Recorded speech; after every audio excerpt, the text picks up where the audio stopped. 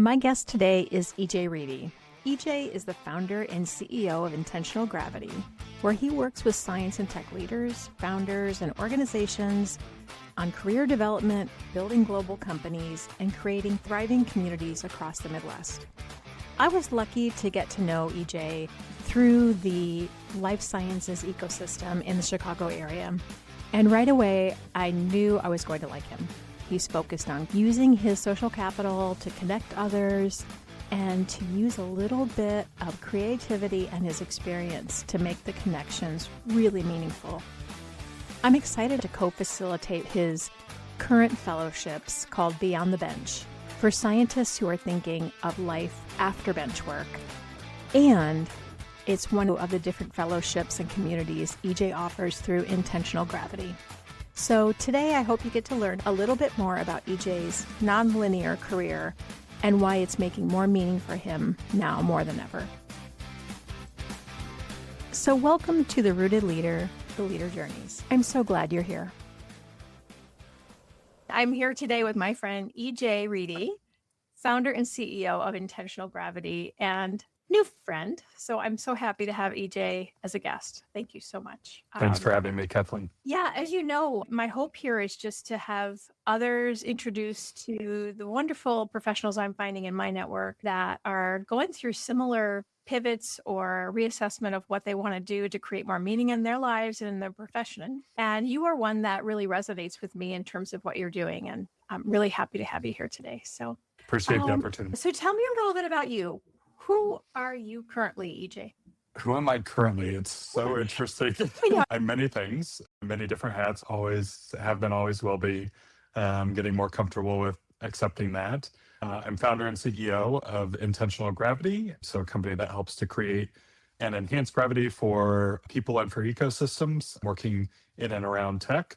I'm also the director of platform for Pace Healthcare Capital, which is an early stage venture capital firm investing in digital health startups throughout the Midwest. In addition to that, I'm a parent, I'm a recovering economist, I'm a lifelong addict of innovation and constantly trying to figure out how I can find new ways to better understand myself and better understand how I can have impact. Yeah, I love that. I think that's one of the things that we really connect on is this idea to experiment and explore sort of things that aren't necessarily available right now, but we can sense that might be needed, especially related to community. One of the things that I really love about you, EJ, is I see you as a connector. How does that land for you? Oh, no, completely. I think it's funny, as I talk to my parents, they'll say that when I was in the crib, that very early on that they knew that I was going to be a little different because I was always bringing people together. So that from the early days, my mom has said I've always been kind of driven to convene and connect, and that's very core to kind of things that I find very natural. It's funny, I think as you get older, you start to recognize that the way in which you think is different from how other people think. And so for me, I'm constantly trying to figure out how to bring people together, trying to find ways in which I can help people to achieve what I call resonance, kind of connection with others in a more meaningful way. And I never really expected to be working in innovation. That was something that I fell into a second job out of college, but I love it. And I've been lucky enough to spend my whole career working in and around innovation, having worked at different types of institutions from philanthropy to VC to startup and everything in between. And I think that gives me a really broad perspective on building people, building institutions, and creating community. Yeah, no, I love that. I can see that. Any one of those areas resonate more for you, or do you just love the heterogeneous mix? I am the type of person that I don't like being walled in. That would be kind of like how I describe. And so I really enjoy working across. I think that too often people work within silos and we can spend our whole careers kind of in one industry. I love that I've worked across different industries. I love that I've worked across different types of organizations and with different types of people, because that helps me to understand myself and the nature of those entities just differently. Everybody's got different incentives, and there's opportunities at every stage to create community and to leverage and to accelerate impact. And inherently, that's what I'm driven by. Yeah, I love that. You said impact more than once, and I love that too. So tell us a little bit more about that former career structured role, and when did you start to realize it was not necessarily suited for you at this stage? Well, I've had, I guess, a couple of iterations of industry and career. From an early age, I actually thought I'd work in nonprofit management. That was really what I wanted to go into in high school. Then I pursued training in economics, went to work for the Fed, and expected to have been a lifelong employee of the Federal Reserve, and really am somebody that values institutions and change within institutions and individuals. And then I went to work in philanthropy from there. And so that was a pretty seismic shift just in terms of thinking, because now I began to work in 2-year, 5-year, 10-year kind of timeframes for achieving change. And that's definitely something that I think I felt a great deal of alignment and a great deal of mental mapping, I think, for lack of a better term, where I tend to think in terms of arcs of programs and how one thing's going to impact another. And that was really exciting. And I really, really enjoyed that. Most recently, I left full-time employment to start my own company called Intentional Gravity, as I mentioned. And that was not something I planned to do. Oh, actually, it's funny working in entrepreneurship and then not thinking that you would start your own career, or not fully knowing when you reach that point that you needed more independence. For me, that was really about having more opportunity to move faster and to move in the way that matched both the ways in which I saw the world and the creativity that I wanted to go after. And I just knew. I ultimately just knew that there were questions that I couldn't answer in my day job, and that it was affecting my health. And I was becoming more and more frustrated with the ability of my career to move in the directions that I wanted it to move. It's been scary, but amazing to jump in and to really be able to tackle things that make sense to me and that create impact as I have to find them, but that aren't really always logical. I failed so many times, so many programs that, have not moved forward, but at its core, for me, I knew that I'm at a stage in my career where I really wanted to work on continuing to develop individuals independent of their work or their current day job. I wanted to continue to develop ecosystems. And about 10 years ago, I went from telecommuting to working physically in Chicago, where I'd lived actually 10 years, but always been disconnected. And I feel very strongly about place-based work. And so I'm trying to broaden towards supporting innovation and entrepreneurs across the Midwest. Actually, I used the term entrepreneurs, and I should distinguish. I think one of the things in many of the ecosystems in which I work, there are new and emerging places to be a part of something that is part of the innovation, the tech ecosystem. Those things have shifted a lot over time, and it's lovely. But one of the things that I identified was that I'd spent so much time working at the beginning of the pipeline, focusing on entrepreneurs, the startup process. And almost exclusively now, I focus on the other 98%. Folks that work in innovation, but maybe you joined a company, maybe you're a bench scientist, maybe you have been doing R&D for 30 years, just trying to figure out a way to more holistically find ways that can help people to advance their career where they're at. Because it's exciting. Very often I work with emerging professionals, and there are some folks that are in their third or fourth startup job. I'm thinking of a couple people in particular that have been scientists, but also, in my opinion, they feel very unseen. If you're a serial scientist that joins and helps to de-risk early stage companies, where do you go? What's your community? How do you develop your own professional skills, your leadership, other things like that? Because I think the longer that you work in these ecosystems, you realize that it's not just about the startup. It's not just about the beginning stage. It's about the growth. I love working with people that are trying to build across industries and to really kind of shore up their lives and essentially this ecosystem. That's how I define it. Yeah, no, I love that. I love the connection beyond as well. And then also helping to guide or navigate through some of this tension they're feeling, but not yet knowing what that means for them. And you've seen it and done it and been there. So it's nice to have your guidance and the connection with others so they can see that as well. Well, and there's so many, I call them micro tech communities in Chicago, or micro innovation communities. And I've been intentional in not working in any one with intentional gravity, because I've worked in fintech, biotech, health tech, and it's very often on the boundaries where interesting conversations, interesting things pop up. And I love creating programs and working with people that are experienced leaders within biotech and bringing them together with somebody from fintech so they can understand. Cross-pollination, And so that's become a value. It's really become a way in which we approach things that is different, I'd say, than others providing services here in town. So tell me, how did you choose the name of your company? Intentional gravity, it popped to me. Like most things, you don't realize that you've been thinking about it. I have always described the work that I've done. Most recently, I was in an ecosystem development platform role. And in that type of work, I would describe that the goal is to create gravity where people don't necessarily even know why they want to be there, but they want to be there.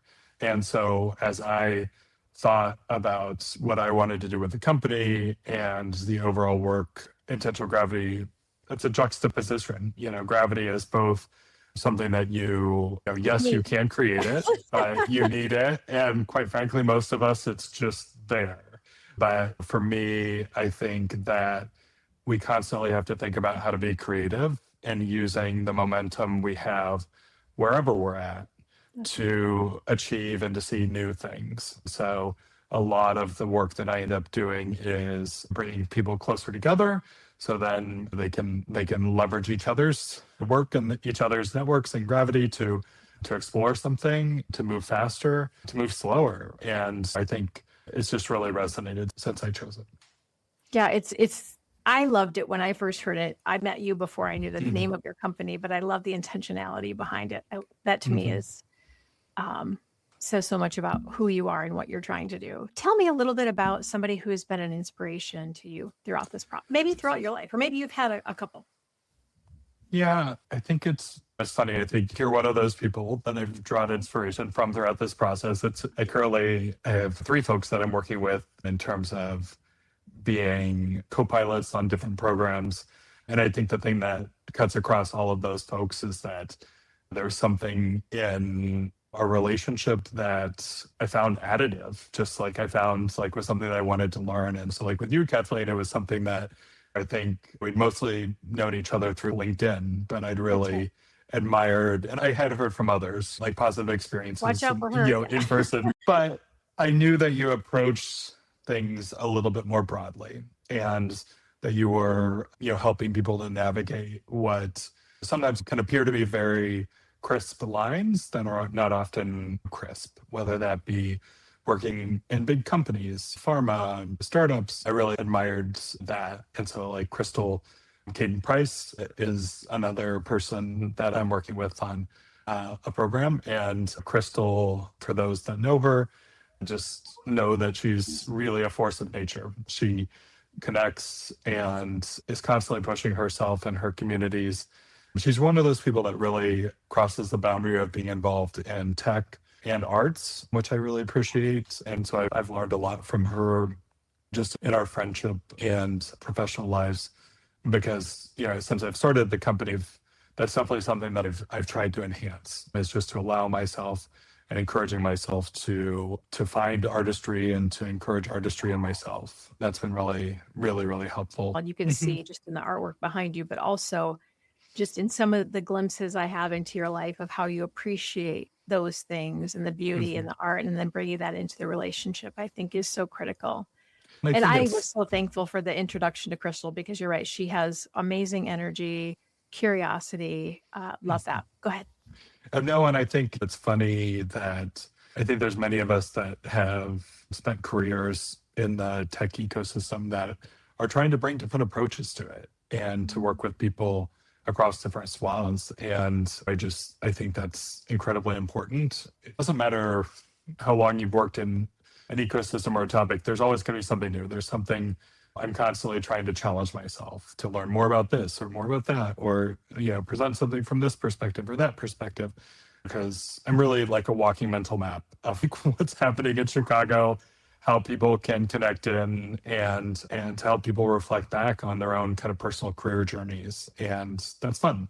So I love, the many mentors that have kind of helped me to trust in myself more, and have paused with me in times of a failure or challenge. I constantly feel like I'm probably trying too much, but I also know that I would be bored otherwise, and I've gotten better with time about accepting that you test things and you see, and then you move on. Absolutely. The timing can change, and the more that you battle that, the more frustration you can have. And so I've gotten better at accepting that and really looking for the many areas where resonance exists.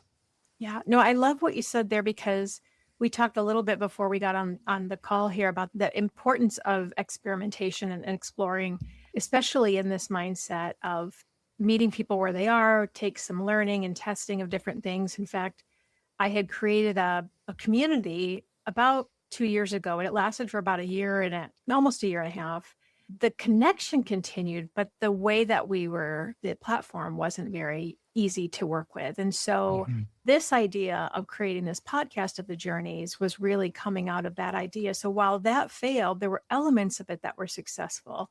And I had to really reframe that for myself to say, yes, that didn't work out, but there were elements that continue to be successful and then turn into something else. So have you had, as you reflect, are there elements of things that gave you inklings to what's working now, but maybe didn't work as you had planned at the time?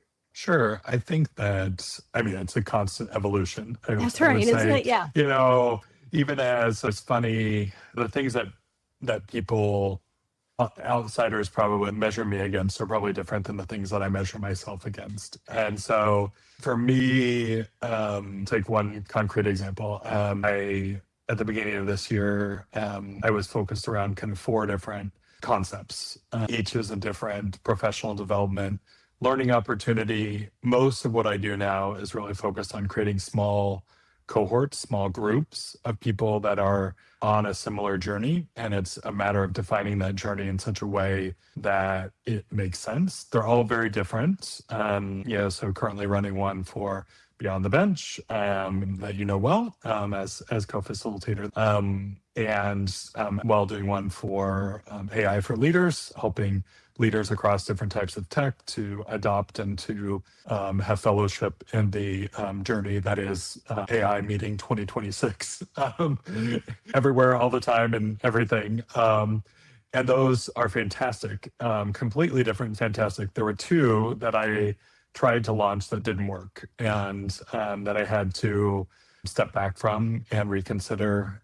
One of those was one focused just on Chicago, and specifically on trying to bring together people from the tech community to better integrate into the city. And that's a lifelong frustration that I have within the institutions that exist here in Chicago. In my opinion, aren't super friendly to integration with tech. So I wanted to give a shot. Ultimately, I think that I will have such a community. Decided to pivot and to incorporate that as a series of events within my overall 2026 offering. I actually held the first this week, and it was phenomenal. It was not what I initially planned. Stepping back and stepping away from the expectations that I had, it was a way more productive meeting. And it was something that just blew me out of the water. It was a conversation I'd never had before. Melissa Harris of Harris & Kern was our guest speaker. And it just was fascinating to really look at one person and their journey. We've morphed this program into something called the Chicago Kaleidoscope. And so it's essentially one person and their journey with Chicago over time to really understand what the lenses are and how they've adjusted to better understand and to live a more full life.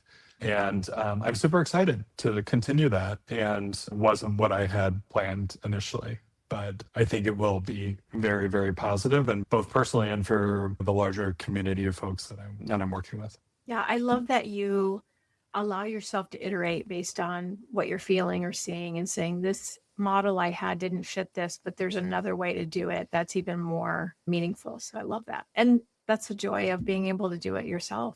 Yep. And I think that I think too often people get hung up in that once you put yourself out there that you can't make a change. And in reality, I'd rather keep changing to make it more meaningful. And even the programs that I'm on the second, third iteration of are continuing to change. And I think in the coming year, I'll have kind of the first programs that I feel like are solidified enough to really not change significantly. But in these environments, the truth is that the world changes really fast. And so I'm constantly trying to figure out what's coming 6 months, 12 months down the line, and so when I began this set of programs, fellowships that I'm running, I was really worried about long-term unemployment amongst the tech community. And I think that's a topic that's just beginning to explode. You're seeing it written about more, but I just think that there's a lot of disruption and a lot of change, and the expectation that there's only one way in one community and one iteration, or that people need to go back to a university for retraining, that seems very outdated to me. And I think that there have to be better options for more real time. I'm very intentional with the programs that I do not run classes. I run fellowships that have cohort meetings, but it's very much a peer exchange model because take, for example, the AI, it's so fast. It's next to impossible to represent that you understand and fully know every question. But there's an incredible value in creating a space that's safe enough for people to experiment and to ask questions and to learn in a real way. And I love doing that.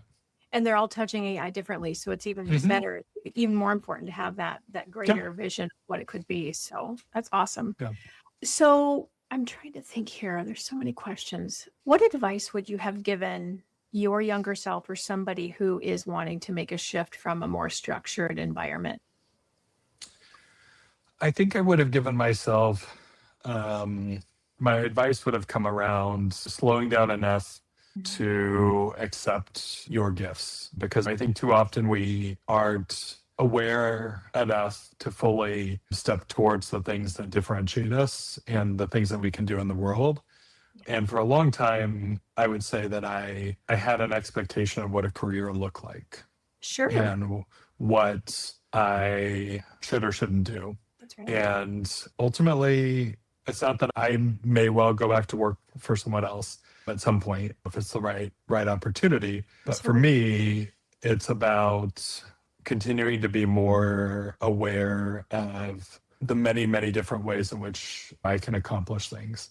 And I love the work that I do now. I love the transition. I've really not regretted it since. I think that it's hard with the expectations of society sometimes. Absolutely. I've had moments of doubt. I've had moments where, and if I didn't, I'd be concerned. I'm someone who's driven to change and to create, but fundamentally believes in the strength of institutions. And so it took me a while, and actually, I don't even know if I would have fully recognized that had I not begun to work on entrepreneurship. But I've always been working to change institutions, and I've always been working to change things from within and outside.